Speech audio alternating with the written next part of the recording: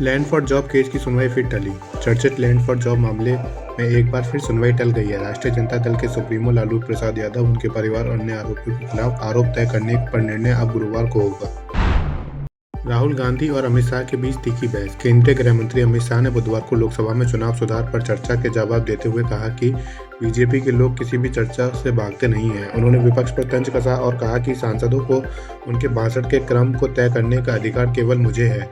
मैं सभी मुद्दों पर क्रमवार जवाब दूंगा। इस दौरान कांग्रेस नेता राहुल गांधी ने शाह को चुनौती दी और कहा कि वे वोट चोरी से संबंधित 3 प्रेस कॉन्फ्रेंस पर चर्चा करें।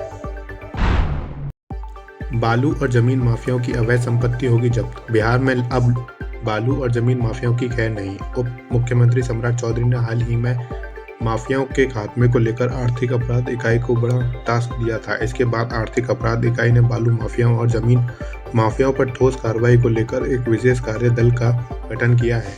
ईओयू डीआईजी के नेतृत्व में स्पेशल टास्क फोर्स गठित की गई है। बिहार चुनाव में हार के बाद आरजेडी का एक और बड़ा झटका। बिहार चुनाव में हार के बाद राष्ट्रीय जनता दल को एक और बड़ा झटका लगा है। पार्टी के कद्दावर नेता और पूर्व सांसद विजय कृष्ण ने राजद से इस्तीफा दे दिया है और राजनीति से अलग होने की घोषणा की है। ये वही नेता हैं जिन्होंने कभी चुनाव संग्राम में सीएम नीतीश कुमार को धूल चटाई थी।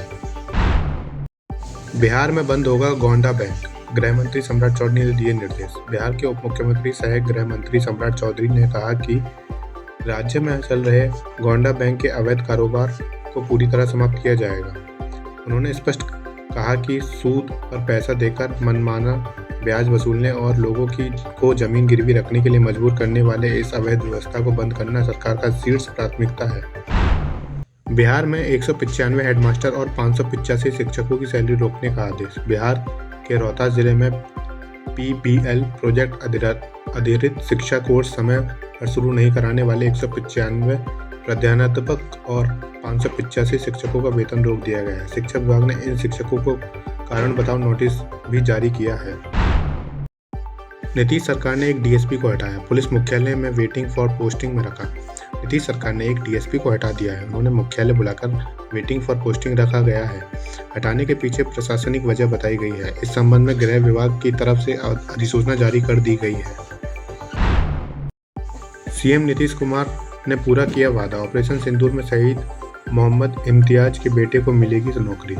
ऑपरेशन सिंदूर के दौरान शहीद हुए बिहार के लाल शहीद मोहम्मद इम्तियाज के आश्रितों को बिहार सरकार सरकारी नौकरी देने जा रही है। मंगलवार को मुख्यमंत्री नीतीश कुमार की अध्यक्षता में हुई बैठक के दौरान सरकार ने उस प्रस्ताव पर अपनी मोहर लगा दी जिसमें शहीद के आश्रितों को नौकरी देने की बात कही गई है। 1 करोड़ नौकरी रोजगार के लिए बिहार में 3 नए विभागों के गठन को मिली मंजूरी। बिहार में एनडीए सरकार ने अपने उस वादे को पूरा करने जा रही है जिसमें मुख्यमंत्री नीतीश कुमार ने राज्य के युवाओं से चुनाव के दौरान वादा किया था कि अगर सरकार बनी तो अगले 5 साल के भीतर 1 करोड़ युवाओं को नौकरी और रोजगार उपलब्ध कराया जाएगा। इसको लेकर सरकार ने पहल की है। कैबिनेट की बैठक में सरकार ने 3 नए विभागों का गठन को मंजूरी दे दी है। एक जिले में एड्स का विस्फोट। अब तक 7400 एचआईवी मरीज मिले। बिहार के सीतामढ़ी जिले में एचआईवी विस्फोट हुआ है। कुछ मीडिया रिपोर्ट्स के मुताबिक यहाँ एचआईवी पॉजिटिव मरीजों की जो आंकड़े सामने आए हैं उन्हें जानकर आप चौंक जाएंगे। रिपोर्ट में कहा जा रहा है कि इस जिले में एचआईवी पॉजिटिव मरीजों की संख्या करीब 7400 पहुँच गई है। हर महीने 40 से 60 नए मरीज सामने आ रहे हैं। जाहिर है कि इस आंकड़े के सामने आने के बाद स्वास्थ्य महकमे में हड़कंप मचा हुआ है। हालांकि एड्स की कुल मरीजों की संख्या को लेकर संशय भी है। Thank you so much for watching this video. Don't forget to like, comment, share, and subscribe.